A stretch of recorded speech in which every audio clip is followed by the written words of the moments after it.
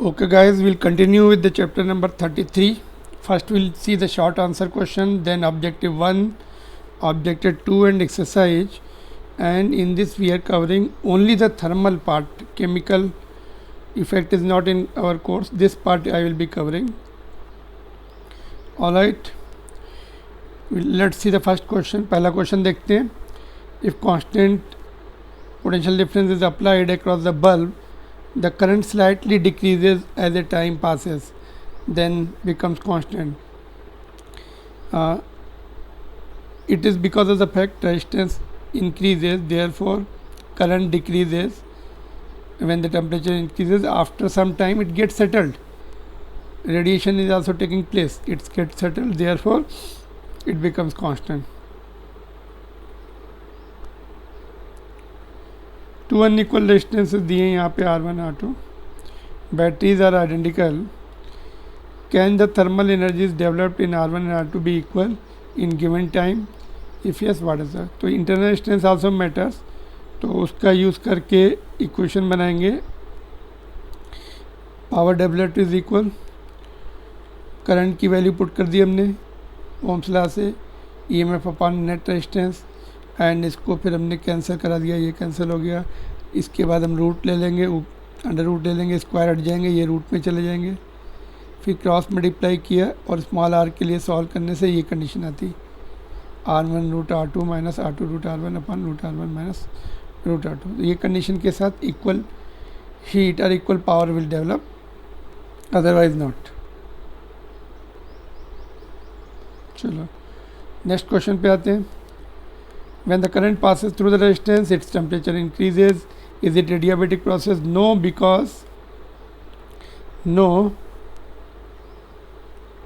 because heat exchange takes place. Heat exchange takes place with surrounding.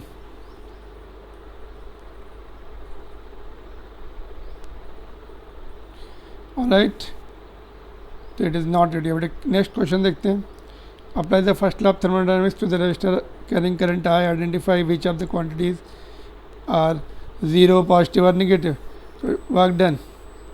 Work done as the system is positive because there will be expansion in the wire and final volume is more than the initial volume. Then heat supplied is positive. Chemical energy of battery converts into the heat. Then change of internal energy is also positive because temperature goes up.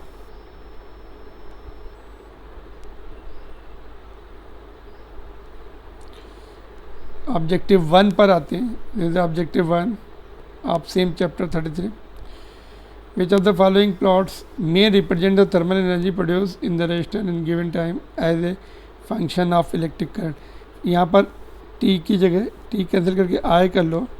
Formula क्या होता है? Heat is equal to I square R T. तो I square के directly proportional, इसीलिए graph ऐसा है.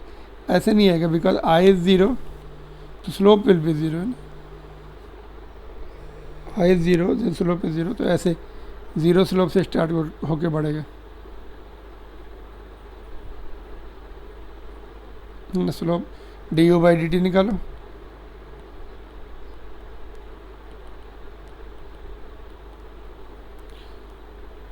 तो if I is equal to zero, D U by D T is equal to zero, तो starting will be like this, zero slope, then increase. So this is not possible, this is possible. और यहाँ पे आई कर लेना. A constant current I passes through the resistance. Taking the temperature coefficient of resistance into account, indicate which of the plot shows is best. तो देखते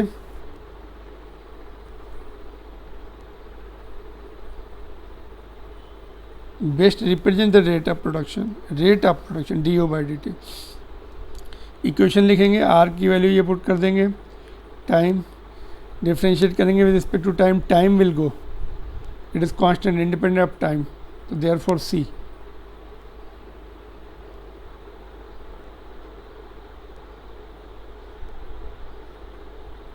time बढ़ने से भी ये नहीं बढ़ेगा।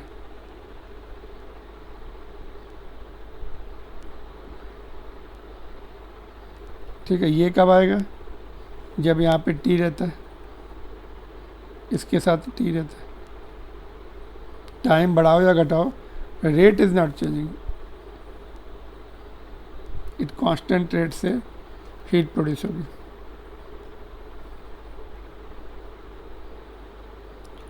Objective 2,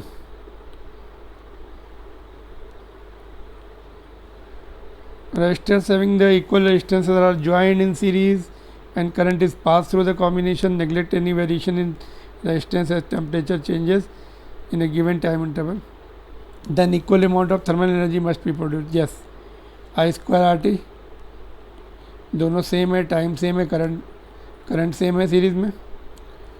unequal amounts of heat में produce no, temperature must rise equally. No if specific heat is different, ये अलग मटेरियल का, ये अलग मटेरियल का, तो it may rise and may not. Temperature may rise equally in may rise, अगर identical होंगे तो मे, अदरवाइज अनआइडेंटिकल है, स्पेसिफिक हीट डिफरेंट है तो इट विल, तो मे इज ओके। एक्सरसाइज पे चलते हैं। Electric current of 2 ampere passes through the wire of resistance 25 ohm, how much heat will be produce? I square R T, I is given, R is given, T is given, 6000 joules. Coil of resistance 100 ohm is connected across the battery of 6 volt. ठीक है, assuming that heat developed in the coil is used to raise the temperature, its heat capacity. heat capacity क्या होती है? heat capacity is specific heat small s ऊपर,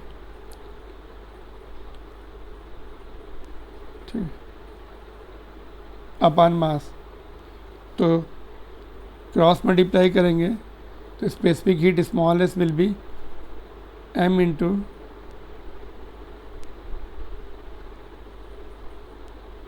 okay, यहाँ पे changes है, देखो हमें ms चाहिए, स्पेसिफिक हीट चाहिए, m into S. Specific heat and mass का एक साथ दिया हुआ है। हीट कैपेसिटी क्या होती है? Heat capacity is m into s, ठीक है, एक साथ है ये, ठीक है।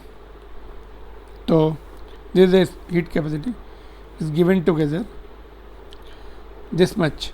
How long it will take to raise the temperature of 15 degree by 15 degree? तो energy power multiplied by time is heat energy, I mean electrical energy, that converts into the thermal energy ms delta T.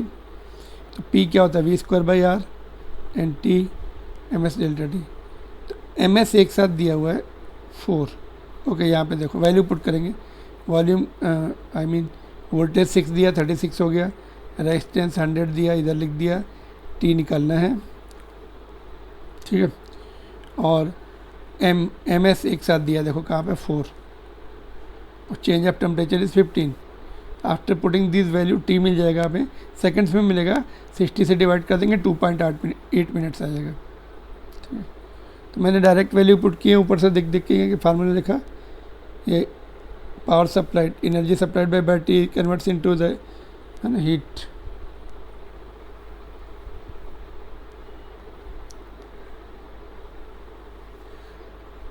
Specific heat on the heater coil is this much, sorry, specification on heater coil is this, calculate the resistance of coil। तो R is equal to V square by P, V 250 है, power 500 है, 125 आ गया। what will be the resistance of coil of 1000 watt? इसका double है, power नीचे है तो इसका आधा हो जाएगा, कैलकुलेशन करके देख सकते हैं।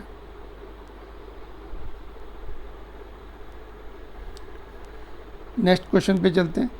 Heater coil is constructed with the nichrome wire of resistivity so and so which can operate at 500 watt when connected to 250 volt। What would be the resistance? Same again, R is equal to V square by P। V दिया है 220 and power दिया है 500, तो 125 आ गया। उसके second case में, if the cross section area of the wire is this much, what length of the wire will be needed?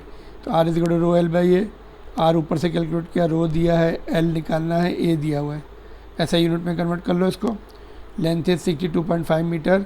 Third one is if radius of each turn is 4 millimetre how many turns will be there. तो ऐसा turn देखो इस तरह से, एक turn का circumference 2 pi are होगा, total number of turns ऐसे कितने हैं वो निकालने हैं, टोटल लेंथ, ये वायर है ऐसे, इसको हम कन्वर्ट करते हैं ऐसे, ठीक। तो circumference multiplied by total number of turns is equal to length of the wire. यहाँ से एन आ जाएगा, एल की वैल्यू पुट कर दी हमने ऊपर से, बाकी चीज़ें दी हैं रेडियस वगैरह, रेडियस ही चाहिए थी, दैट्स ऑल। तो 2500 आ जाएगा इसका। A bulb with the rating so and so is connected to the power supply of 220 volt situated 10 meter away using the copper wire of area of cross section this much. How much power will be consumed in the connecting wire if resistivity is given? तो पहले इस specification से resistance निकाल लेंगे, है ना। 625 आया bulb का रेजिस्टेंस यहाँ इस स्पेसिफिकेशन से। फिर वायर का रेजिस्टेंस निकाला, रो एल बाई ए, बहुत कम आ रहा है ये, इंटू 2 भी कर दिया बिकॉज 2 वायर्स हैं, 2 वायर्स, कोई फ़र्क पड़ने वाला है नहीं वैसे। तो डेसिमल में फ्रैक्शन में आ रहा है। तो न्यू करंट निकाला, अभी इसमें करंट निकाला V बाई आर, इसको हमने ऐड नहीं किया है ना, ये 0.068 समथिंग, तो it is not going to make much difference. तो करंट ये आ गया, अभी इसको हमने सीधे वायर के रेजिस्टेंस के साथ मल्टीप्लाई करेंगे स्क्वायर करके, ये पूरे वायर में सेम करंट होगा, जो कि बल्ब में है वही वायर में है। तो ये करंट लिया ऊपर से, इसको स्क्वायर किया, वायर का रेजिस्टेंस ये पुट किया इधर से, तो बहुत कम आ रहा है, 8.4 मिली वाट।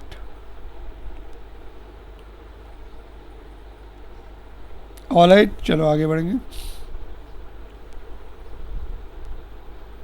First what we did, resistance निकाला, फिर वायर का, पहले बल्ब का रेजिस्टेंस निकाला, फिर वायर का रेजिस्टेंस निकाला, बहुत कम आया, इसलिए इसके साथ ऐड नहीं किया। सिस्टम में करंट निकाला, फिर यहाँ पे ऐड नहीं किया, ये बहुत कम है, तो इतना करंट आ गया। Power is equal to I square R, ये आई स्क्वायर है और ये आर है, दोनों मल्टीप्लाई होने के बाद बहुत कम value I, 8 milli watt.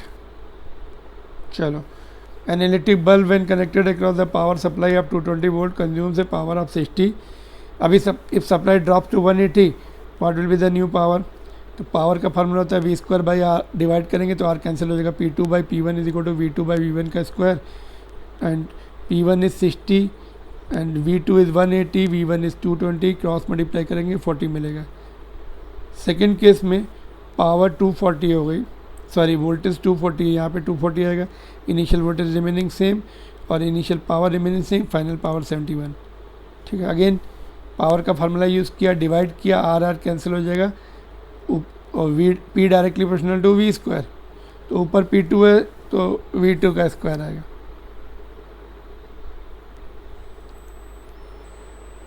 Servo voltage stabiliser restrict the voltage output at this much. If electric bulb is rated this much, what will be the minimum and maximum power? इससे resistance निकाल लो, पहले resistance निकाल लिया, and fluctuation कितना होता है +-1, तो 220 volt का 1% टू 10% 22 आएगा, 1% और 10 से डिवाइड करेंगे 2.2 आ जाएगा। तो मैक्सिमम वोल्टेज इसमें 222.2 हो सकता है, और इधर पर मैक्सिमम पावर निकाल सकते हैं, वोल्टेज मैक्सिमम वोल्टेज अपन रेजिस्टेंस जो चेंज नहीं हो रहा 102 आएगा, मिनिमम में माइनस कर दिया, वोल्टेज इतना हो गया, डिवाइड बाई रेजिस्टेंस इतना आ गया 98। लेसन अगेन, पहले रेजिस्टेंस निकाल लिया और वोल्टेज का फ्लक्चुएशन है +-1%, तो 220 का 1% 2.2 वोल्ट होता है, और मैक्सिमम पावर के लिए वोल्टेज ऐड कर लिया, 222 आएगी वोल्टेज, 0.2 भी है, divide by resistance. Minimum power के लिए वोल्टेज माइनस कर लिया फ्लक्चुएशन वाला, इतना आया तो 98। इसका अल्टरनेट मेथड भी दे सकते हैं, since power is directly proportional to voltage square, तो percentage change in the voltage is very small, तो ये स्मॉल एरर वाला जो फार्मूला है एनसीईआरटी बुक के सेकंड चैप्टर में, वहाँ से हमने लिया, पावर आगे आ जाती है। ठीक है, तो percentage change in power is 2%। तो 100 वाट था, परसेंटेज जब वोल्टेज बढ़ा तो 2% बढ़ जाएगी, 100 का 2 ही रहेगा, 2% इज 2, तो 102, और मिनिमम पावर में माइनस हो जाएगा, तो 98 वाट। ठीक है, तो this is other method of NCERT book. फिर से रिपीट करता हूँ, पावर का फार्मूला लगाया, power direct proportional to V square, and percentage change में या परसेंटेज एरर में पावर आगे आ जाती है। तो वोल्टेज फ्लक्चुएशन इज 2%। कैसे पता लगा 2? Okay sorry, voltage fluctuation is 1%। यहाँ पे देखो ये 1% है, तो 1 multiplied by 2 will be 2% only. ठीक है, तो पावर फ्लक्चुएशन 2% है, 100 से 2% फ्लक्चुएशन है, 2 ज़्यादा या 2 कम, 102 और 98 वाट। देखो, electric bulb mark this much will get fuse if it is made to consume 150 watt और more, what voltage fluctuation will the bulb withstand. तो पहली स्पेसिफिकेशन से okay, new power and new voltage. ठीक है, new power दी है, उसके corresponding new voltage निकाल लिया, ये वाला formula. This can be taken as the standard formula because resistance get cancel. तो यहाँ से P2 P1, P2 दिया है, P1 दिया है, V2 निकाल लेंगे और V1 दिया है। तो V2 कितना आ रहा है अपना, इतना आ रहा है। ठीक है, तो इसको अगर हम मल्टीप्लाई सॉल्व करते हैं तो 270 आ रहा है। तो वाट फ्लक्चुएशन, तो फ्लक्चुएशन कितना आएगा 50।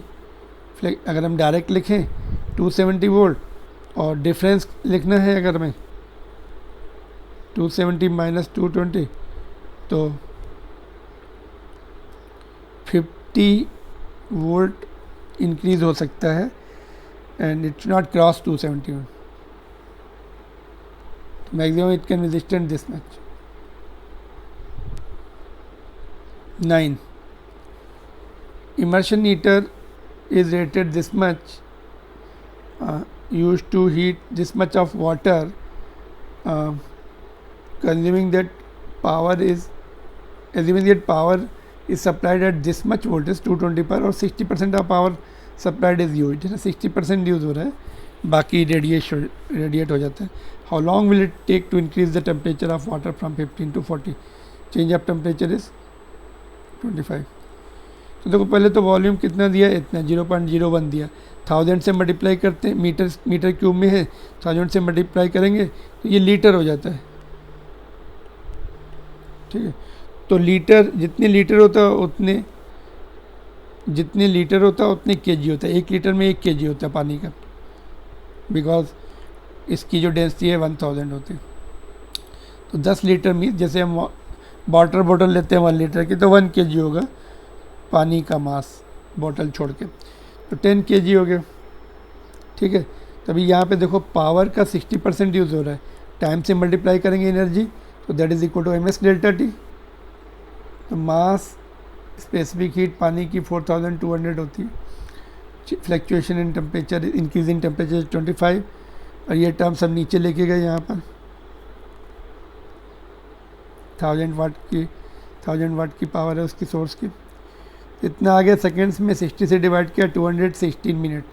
अगेन लेसन, देखो पहले तो हमने लीटर में वॉल्यूम को केजी में कन्वर्ट कर लिया, पहले लीटर में कन्वर्ट किया, फिर उतने ही केजी होता पानी। फिर हमने देखा 60% of energy is use to convert into heat, MS delta T, and water की स्पेसिफिक हीट 4200 होती। Change of temperature is given, mass हमने कैलकुलेट किया, टाइम के लिए सॉल्व किया, पहले सेकंड्स में आएगा, 60 से डिवाइड करेंगे तो मिनट में आएगा।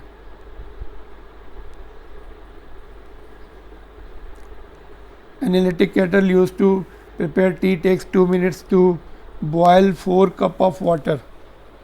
ठीक है, 1 cup contains 200 cc, 200 ग्राम हो जाएगा। If the room temperature is 25, if cost of power consumption is 1 rupees per unit, 1 unit की वैल्यू दी है, 1000 वाट आवर होती। ठीक है, calculate the cost of billing of 4 cup of water. तो cost will be, first case में cost upon energy consumption, unit आ जाएगा, यूनिट को एक यूनिट का प्राइस कितना है, 1 ही है, तो वही आंसर हो जाएगा, इतने रुपीस। तो जहाँ पे देखो 200 cc 200 ग्राम, तो एम एस डेल्टा टी लगेगा, 200 ग्राम है और लेकिन 4 कप है तो 4 से मल्टीप्लाई किया, ईच कप 0.2 kg हो गया। एस 4200 पानी की, डेल्टा टी कितना हो रहा है, 75 ऊपर जा रहा है, 25 है। बॉइलिंग कितने पे होती है, 100 पे होती है, 75 बढ़ाना है। और 1 यूनिट इज़ 1000 वाट आवर, तो एक आवर में 60 मिनट और 1 मिनट में 60 सेकेंड। तो इसको सिंप्लीफाई करेंगे तो 0.07 रुपीज़ आ रहा है, बिकॉज 1 रुपी, इतने यूनिट आ रहा है और इतनी रुपये होंगे फिर, तो ये 7 पैसा। सेकंड केस में इनिशियल टेम्परेचर इज़ 5, ठीक है, तो टेम्परेचर डिफरेंस जो है तुम्हारा 95 हो जाएगा, तो 95 से मल्टीप्लाई करेंगे, 75 से ऊपर मल्टीप्लाई किया हुआ था उससे डिवाइड कर देंगे, 9 पैसा आ जाएगा, क्योंकि पैसे के टर्म में निकालना, 7 पैसे के टर्म में, तो आंसर भी पैसे में आएगा। Earlier it was very earlier it use to be cheap, 1 rupees, now it is around 8 rupees depending upon the state to state और slab also. If you're in the higher slab it will go to 10 rupees और lesser slab में 7 rupees भी हो सकती है, depending upon the, it is variable. Now coil of an electric bulb takes 40 watts to start glowing, ठीक है। If more than 40 watt is there, 60% of extra power is converted into light and remaining goes into the heat. The bulb consumes 100 watt at 220 watt, तो 100 वाट पर कितनी extra हो गई, 60 वाट extra हो गई। तो 60 वाट परसेंट, 60 वाट का 60% कितना आएगा, 0.6 से मल्टीप्लाई किया 36, तो it will produce 36 watt extra produce कर रही थी वो इस पर, ठीक है। Find the percentage drop in the light intensity at the point if supply voltage changes from 220 to 200। Supply voltage drop हुआ अभी, है ना, सप्लाई वोल्टेज 200 पे आया, पहले 220 था। तो यहाँ पे हमने न्यू पावर निकाल ली 200, तो न्यू पावर आई तुम्हारी 82। पावर का formula P2/P1 is equal to V2/V1 का, P1 को इधर भेज दिया, P को इधर शिफ्ट कर दिया, P डैश निकाल लिया, 82.6 है ना। तो एक्स्ट्रा कितनी हो गई, 40 से एक्स्ट्रा कितनी हो गई, 42.6। इसका 60% प्रोड्यूस होगा 26 वाट। तो परसेंटेज ड्रॉप कितनी है, पहले 36 थी, अभी 26 एक्स्ट्रा में।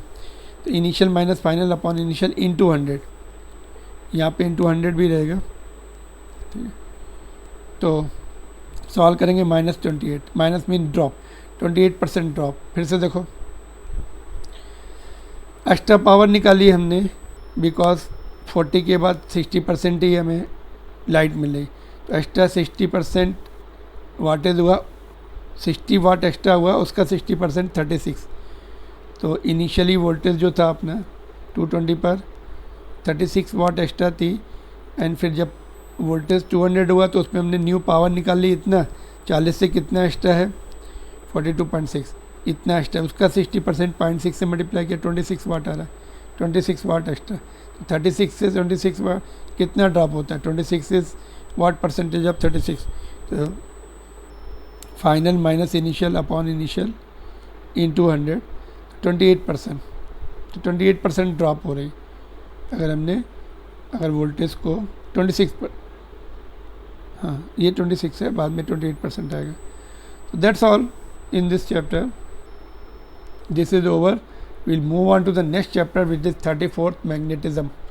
Thank you very much. Keep working hard, and as I told you, every time try each question twice, and then you see this video lecture, then you will be benefited a lot. Thank you very much.